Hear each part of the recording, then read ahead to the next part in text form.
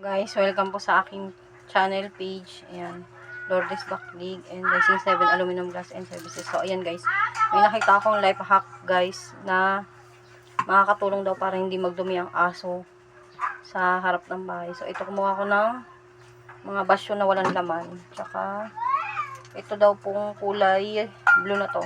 Yung tina guys. Yung pang ano ng damit. Pang kulay. Pang kula.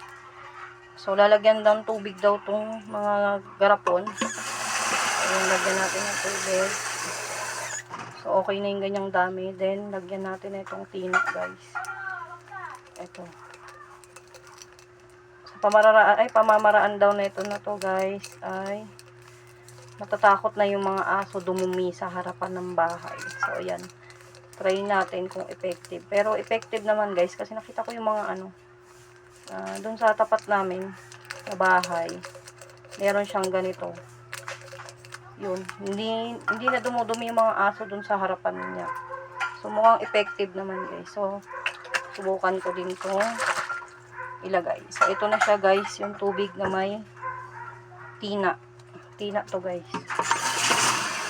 Ganito rin. Kasi laging dumudumi yung mga aso dito ng kapitbahay namin sa harapan. So, itry ko to. Ang effective din dito sa amin. So, yun lang guys.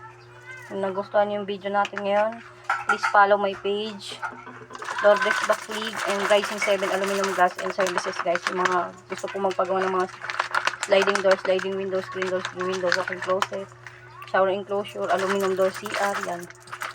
Seguin natin yung aming shop guys. Yan. PM or call lang po kayo sa aming page, Rising 7 Aluminum Glass and Services. So, ayan guys, ito na po yun. Ayan. Yung number po pala namin, 0985-4072-333 or 0905-9045-878. So, ayan lang guys. God bless and thank you. So, ito na po yung ilalagay ko doon sa harapan ng bahay namin. So, ayan lang guys. God bless po.